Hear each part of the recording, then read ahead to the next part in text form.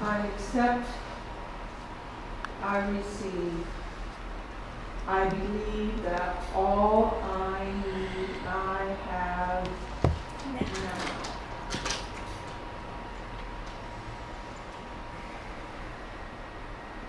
Let's get comfortable in our seats, whatever that means to you.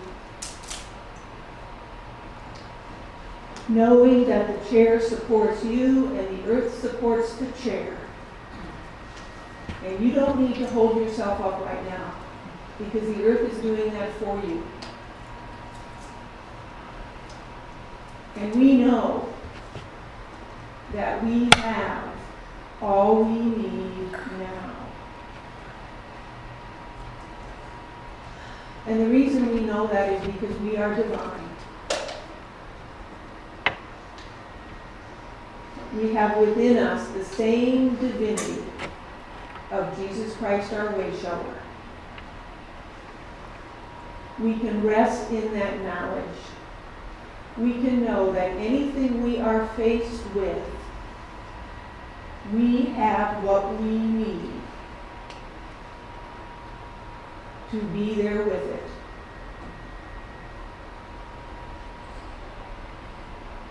That within us, we know. Even if we have to wait to find out. So right now we take that knowing, that deep knowing of who we are and what we know, into a few minutes of silence.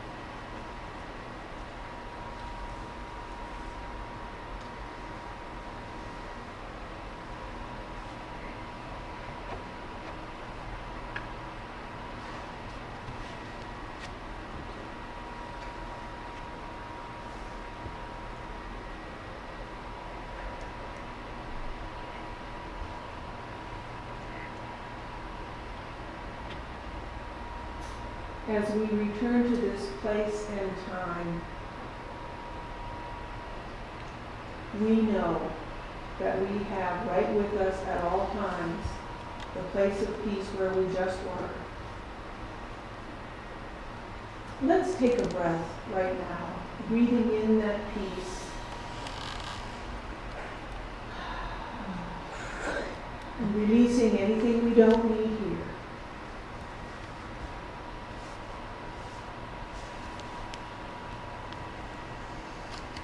And we affirm this morning our knowing, our deep understanding of who we are and what we are about. And with that, we give thanks. Amen. Amen.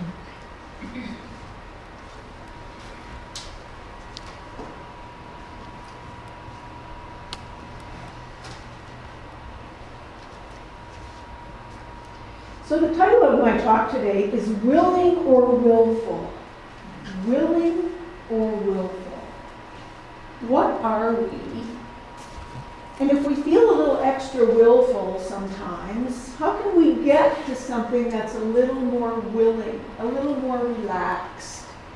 We are working through the 12 powers this year. In the month of August, we're looking at the 8th of the 12, and that power is will, divine will, which Charles Fillmore tells us is the power that sets everything in motion. This is it. This is the one that puts everything in motion.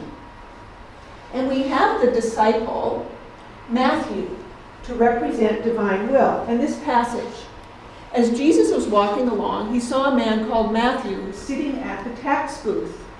And he said to him, "Follow me." And he got up and followed him. Wow. He had a job, right? He was a tax collector. He worked for the then IRS. Which meant he sat at a table in the square and he collected taxes in the moment. Can you imagine? The IRS in your face, everywhere you are, every day, every time you go shopping. They are. They are. They are in their own way. So Matthew needed a lot of physical will, right? To put himself in that position and in that situation with his own people. I'm here to collect some of your money every time you buy and sell. But what we see here in this very short passage is a huge transformation in Matthew. From being very with his physical will to adding to his physical will the spiritual will of Jesus saying, you know what the rest of your life is about? It's about standing up, leaving where you are, and coming along with me. That took a lot of spiritual will on Matthew's part to make that choice, right? In that moment, he stood up and he followed Jesus. Now, we want to take just a little step back as we step forward, because last month was understanding. Remember? Last week I gave a talk really grounded in what is standing under you. Right? Is it divine understanding? Is that what you're anchored in? And what Charles Fillmore tells us about divine will is if we don't anchor it in divine understanding, we're probably going to find ourselves going off in the wrong direction. Because first we have to know. Divine understanding is about knowing and perceiving. It's about listening. It's about paying attention. It's about wanting to know. How many situations do we have going on in the world right now where it seems like people don't want to know? Oh my gosh. Gaza and Israel just continually being at this. Other places in the world as well. And it seems like people just don't want to know. They don't want to know, what is your story? What is my story? How can we put our stories together into a common story? So first we have to not only know, but we have to want to know, right? There's that peace, there's that desire to say, I want to know more about this. In a conflict, how often do we jump up and go, whoa, wait a minute, that's not it, I disagree. But what we really know is we need to step back and say, tell me more. Tell me more. Tell me where you are with this so I can understand what's going on here from my perspective. We have to want to know. We need that desire. And then we can choose. Then we can decide. And without that first piece, we're making all kinds of choices and all kinds of decisions and maybe wondering what in the world we're doing. Might feel like we're spinning. Didn't I make this different decision yesterday? Why am I making this decision today? What was yesterday grounded in, right? We feel like we're taking steps forward and backward and sideways because we don't first know, why am I taking this step? And even the other question, is this mine to do? Is this my step to take? Or am I taking somebody else's step for them? So the bonding of these two powers is really important to set our foundation. I'm falling off the bottom of my screen. We looked at it first and we thought we saw everything. Giving up the will to God's will should not include the thought of weakening it. It properly means that the will is that the will is the right will, I think is how it ends.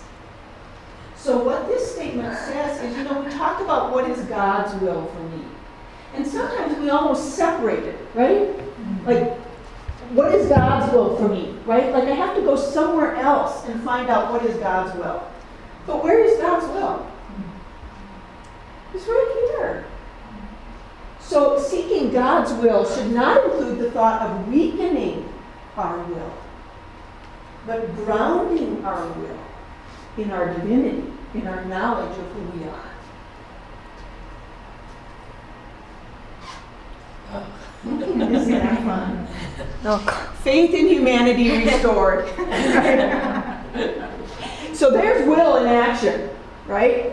And somebody said, I can't even tell if that's a little cat or a little dog. a cat. But somebody had the understanding to go, this critter is not going to make it down in this irrigation canal or whatever it is. Faith in humanity restored. So divine understanding, grounded, giving foundation to divine will. Charles Fillmore, letting go of pride, ignorance, selfishness, ambition, and the 1,001 dense ideas that make the soul opaque in the eye of the Spirit. Letting go of pride, ignorance, there's the understanding piece, selfishness, and we might say personal ambition. We can definitely have ambition for where we're headed in our divine understanding, divine will, ambition for that. But this is about letting go of our own personal ambition to be more important in our own right, to be more important in our own sense. No, it's about the cause, right? It's about the end result of what you're focusing on. So we have this marvelous story in the Bible about Moses. And this is a verse from the end of Exodus 1. Pharaoh commanded, every boy that is born to the Hebrews you shall throw in the Nile. None of those little boys were going to survive. But you shall let every girl live. So then we have the story of the Levite woman who had the baby. This is Exodus 2. Now a man from the house of Levi went and married a Levite, and she bore him a son. And she saw he was a fine baby. He was a fine baby. And she hid him for 3 months. When she could hide him no longer, she got a papyrus basket, a grass basket for him, and plastered it with pitch on the inside. She put the child in it and placed it among the reeds on the bank of the river. His sisters stood at a distance to see what would happen to him. And then we have the story of the Pharaoh's daughter coming down to the river to bathe, discovering the baby in the basket, naming him Moses. What? That was Pharaoh's Daughter. Oh. Well, then the baby was wrong. Oh, Pharaoh's wife? Whatever. Pharaoh's close family member, who was a woman, came down to the river to bathe and saw the baby, named him Moses, which means drawn from the water. Okay? So we have this story of divine will, and we can ask ourselves, how much will does it take for a parent to save a child, give a child up, in the hopes that someone else will find this child and raise this child in a safe environment? And that's what this woman did. So that's why this is one of our examples in the Bible of divine will. Now, she didn't just pick any random place, right, to leave this child. People then bathed at the river. They did. They bathed at the river. She left this child in a place where it was very likely to be found very soon. So with that, we have divine understanding, right? She understood where is a good place to do this, to help this child survive. Child survived, wound up freeing his people. Okay? So, an example of divine will. I laid down my little remote. Charles Fillmore says, the front brain is the field of operation for these closely related faculties. And he adds to understanding and will imagination. Now, when we wrap those three together, then we've really got something, don't we? Imagination, that creativity, as well as understanding and will. We put those together, and we can create all kinds of fantastic things. So over 100 years ago, he said, the front brain is where this stuff is. And we didn't know what we know today. So here's what we know today. There it is. It's in the front brain. Personality, organizing, planning, reasoning. It's in the front brain. And these things are lodged closely together, and we want to keep them bound up with one another. So there's an example of our understanding first. Look before you leave. Running, collecting flowers. Ow, whoops, I should have looked to see where that was going to take me. So do not act until you know how to act. That's really what we're getting from combining understanding with will. Do not act until you know how to act. And sometimes that's what it takes. Right? Whatever is our own way of collecting ourselves. When we are willful, we do not need less will, but more understanding. We do not need less will, but more understanding. We need lots of will in this world in order to move things forward and be committed and be dedicated to what is ours to do and see it happen. And if we find ourselves going off on a path that feels more about selfishness and personal ambition, it's not less will, it's more understanding. Understanding of what is mine to do and why is it mine to do it. Understanding of how can I pull other people into this. Understanding of what's the grander purpose here. Understanding of how can we pull people together. And whatever it takes for us to get that. Because sometimes we do that, right? We do that. We run ahead and fall on our face or fall in a hole or wind up in a situation where we're saying, whoa, wait a minute. How did I get here? Well, maybe I got here because I didn't stop and ask myself, what's really going on here? What's going on under the surface? Who do I need to talk to? Do I just need to sit still with this before I act, before I step forward, or in the middle of it? It's never too late to do that, right? It's never too late in the middle of something to stop and ask, why am I running into these barriers? Why am I stuck? Why am I exhausted? Why doesn't this feel right? And stop and ask along the way and get more of that clarity. You know, sometimes it's, we can't see the trees for the forest. Because we step into that forest, we're seeing the trees on the edge. We can see, this is my first step. And then we get into it and maybe just keep right on going headlong without stopping and looking and seeing what's the next part of this path. That's what our lives are about, really, right? That's what our lives are about. Each and every day, each and every year is doing that. So, divine will is about a willingness to learn, to change, to listen, to pay attention. Doesn't this sound a lot like last week?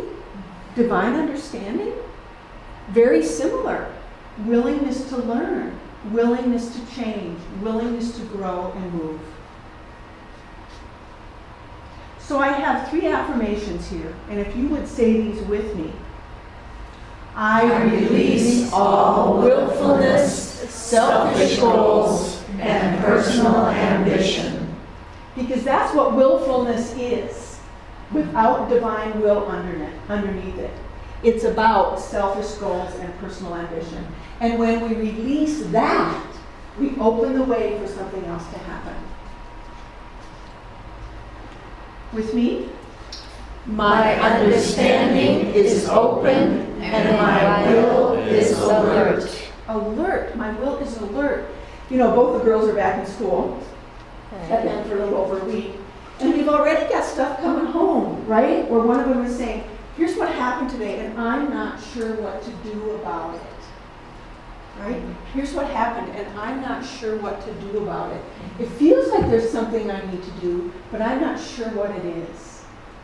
So whether you're in middle school or high school, or we're out there in our lives, this applies to all of us the same way. My understanding is open, and my will is alert. Next. I see clearly with the eyes of the divine spirit. So sometimes when we're confused, I know I do the same thing. I might stop and go, I am so confused. Okay. And that's okay for a minute, because then I stop. I don't know what to do next. I don't know how to handle this next. I don't know what my next step is. But then, what we need to do is move to this place, this kind of an affirmation. I see clearly. I see clearly. I know. I understand. I see my path. And then we open the opportunity to see, right? once we affirm and know that we can see clearly. So say this one with me again, please. I see clearly with my eye of divine spirit. So at this time, what we want to do is we have some new members today. And we want to welcome our new voting members into membership. And sometimes people say, well, what does it matter if I'm a member or not? And that's why we put that word voting membership in front of the word membership.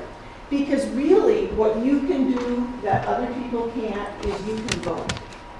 And this fall, we will be putting forward our official bylaws, which we haven't done yet. We've been doing all kinds of other stuff, right? Divine understanding, divine will. And it's also on our plate, it's our intention to actually elect a board of directors. And we've not done that yet. At this point, we have people on the leadership council who stood up and said, I will do that. And it's time, we're almost 3 years old. It's time to elect a board of directors. And if you are a voting member, you can participate in these kinds of elections. So we really welcome our new voting members this morning. And I will be teaching another membership class, I'm hoping in September, to set a date for people who want to move in that direction. So I invite the leadership council to come up right now.